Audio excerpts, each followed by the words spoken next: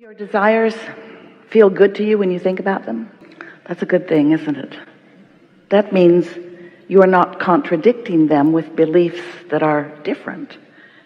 When you want it, but that desire is not as pleasant as when you want it and I want this thing I cannot have. Doesn't feel so good, does it? Have you ever heard yourself say, I felt better before I knew I wanted that, since I don't believe I can have it? We want you to know that there is nothing that is off limits to you, and that if in fact your life experience has brought you to a place that you have identified a desire for something, it's well along the way. By the time you are verbalizing that you want it, a lot of momentum has already happened. A lot of important momentum that you, beautiful humans, in your human form, don't count usually, because you don't account for the momentum of contrast that caused you to put it together vibrationally bit by bit. You often don't account for all of the momentum that happened even before you were fully realizing that you wanted it. So by the time you are verbalizing, I really want this, when that idea comes to you, that fresh idea that felt so good for a minute, before you killed it with your doubt, that exhilarating feeling of recognizing that you have a desire for something, the majority of the momentum and the attraction power has already taken place. And now the bringing it into your realization, where you can see it and hear it and smell it and taste it and touch it, that's really the easy part. But so often you don't realize that because, dear hearts, you hold yourself in a holding pattern unnecessarily. You hold it away from you without meaning to, for one very simple reason. We're going to give it to you right here in the beginning. You want to know why? You don't often, always, often. You know why you sometimes, often, don't allow your desires to come to smooth and fast and easy fruition? It's because you're looking into the physical world where you want it to show up, and if it isn't there, then your awareness that it isn't there is what slows it down and keeps it from coming. Isn't that interesting? Because you get what you think about. So you want to ask yourself, am I thinking more about it being here, or am I noticing more that it isn't here yet? And you can sort of tell by the conversation that you hear coming out of yourself. Things like, I'll be glad when it gets here, or I'll be happy when such and such happens, then I will really be happy.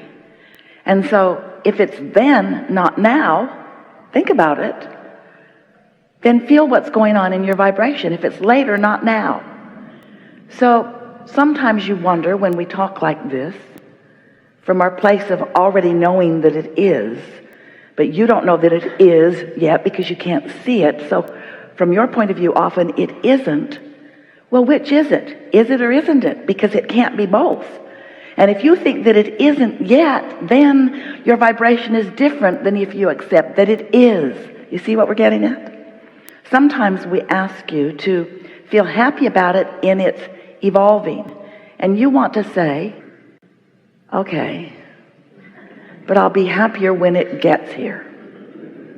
And we say, that's a little tricky, isn't it? Because are you more absence of it aware or presence of it aware? And this is really what we want to talk about, because it exists and it does have a vibrational presence, even though you have not yet allowed yourself to see it and hear it and smell it and taste it and touch it. Still, it exists. And so if you can feel it in its becoming rather than in its absence, it's sort of like, do you ever get in a car and take a trip somewhere? And for most of those many, many miles, you're not there yet. You're not there yet. But you're not driving along thinking about the absence of your destination, usually. You're usually in the moment aware of where you are, yes? And so we would like to see you realizing the existence of your desires before they have manifested. And if you can find a way to do that, then there are going to be two wonderful, predominant aspects to your life forevermore as you're here in this physical body. First is, many more of the things that you are wanting are going to be showing up faster. And next, you're going to be happy along the way, whether they're here quite yet or not. Have you ever had the experience of really looking forward to something? Maybe it's a vacation or a getting together with someone, an experience of some kind, usually. Really looking forward to it. And then it comes and goes, and then you're depressed because you were so looking forward to it. Well, that's the state of being we would like you to be chronically in. The state of being of looking forward, looking forward, looking forward. Anticipation is such a wonderful emotion, because when you are in happy anticipation, that means you are not blocking the unfolding in any way. In fact, you are encouraging it. Better said, you are allowing it with your vibrational frequency. You're allowing it through your positive expectation. One of our favorite words that Esther finds to describe things that we mean to say is the word expectation. Because expectation includes both a desire and a belief. So when you have positive expectation about something, then it is happily unfolding and you're happy all along the way.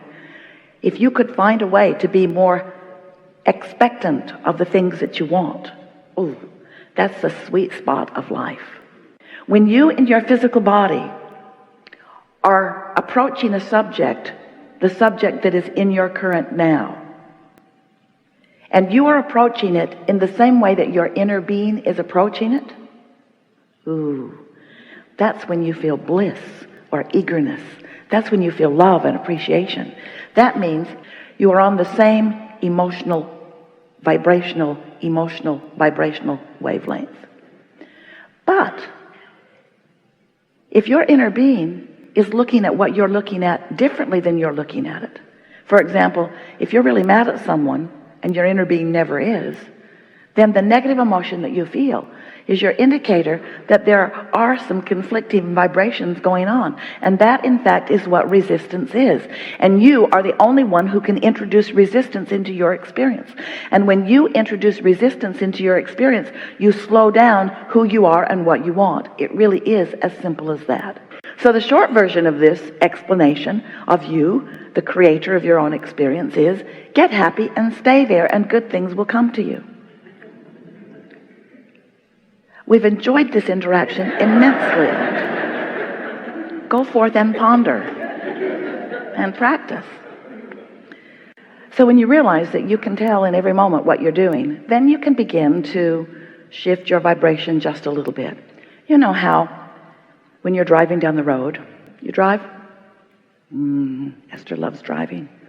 You're driving down the road, and a lot of momentum has happened before this moment. In other words, the roadways have been paved usually, and there are lanes that are defined usually, and you have an efficient machine that you are driving usually.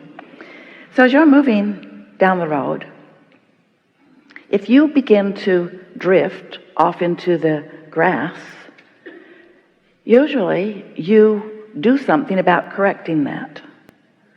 And the more alert you are, the more effective, efficient you are at it. So when you drive, you usually stay in your lane, don't you? And you usually don't drive over the top of the car in front of you. You usually don't try to occupy the same space with another vehicle at the same time. You've learned some of it, but you intuitively know how to place yourself as you're moving along. The other morning, Esther awakened. Well, we should tell you what happened before that. She went to sleep before she awakened. We should tell you what happened before she went to sleep. She watched television. Dun, dun, dun. She was watching something to do with the political stuff. And then she thought, I can't take it anymore. and she turned it off. And she went to sleep in resistance, yes? But while she slept, her vibration cleared. That's what always happens. And then when she awakened, she was still in that clear place for a minute. And then she received a sort of disturbing phone call about something not very important, but important enough. Dun, dun, dun. And then she thought, ooh, this is the beginning of a new day. I'm going to take care of this right now. In other words, like correcting your driving, not off in the grass. So she brushed her teeth and sat to meditate. Meditated for 15 minutes. Came back into that clear space and stayed there for a little while until she checked her email. Dun, dun, dun. And then she says, oh no, not this. I'm going to focus with clarity. Now what we're getting at is, this is not so different than driving down the road, is it? In other words, you do something about it. Because if you're driving down the road and you're not watching what you're doing, and you end up off in the grass, and you don't do something about bringing yourself back into your lane, and now something more happens, and something more happens, and something more happens, and something more happens, you could bring yourself to a lot of trouble. Momentum sort of happens that way, doesn't it? Here's another way of looking at it. If you're driving across a big wide roadway in a very effective car, and there's not much going on around you, you could be a little lackadaisical, sloppy in your driving just a little bit, couldn't you? Ever drive with your knees? Ever change places with someone else while you're driving? Sometimes you feel comfortable, and so you don't feel like you need to be so attentive to what's happening, because there isn't some momentum that's going to be to your disadvantage. But what if you're driving on a mountain road and there are sharp drop-offs? Don't you pay more attention to what you're doing? Are not some roads you drive on a little riskier than others? And some subjects you think about are a little riskier than others. Now, we're not saying avoid the subjects that might take you off in the grass. We're not saying that. We're saying when you're approaching those subjects, be clear about who you are. Because it's not what you do so much in a correcting sense that matters vibrationally. It's the preparation you have made in advance. It's how ready you are. It's how much you care about being in alignment. That really is the secret to the success of manage your own vibration. Do you acknowledge that you are the creator of your own reality? Have you come that far? And do you understand that law of attraction abounds and is responding to your output all of the time? And do you understand that what comes back to you is because of the output? In other words, what you're broadcasting and what you're receiving are the same thing. So it matters what you think, doesn't it? It matters a lot. Do you find yourself sometimes being a reactor to what's going on in your experience? It's interesting, isn't it? To be living in a world with so many others who are creating their own reality. Because it is not the easiest thing to navigate in all of that vibrational current and maintain your own frequency unless you've practiced it a bit. And that's really what we're talking about in all of the hours that we are together with all of you.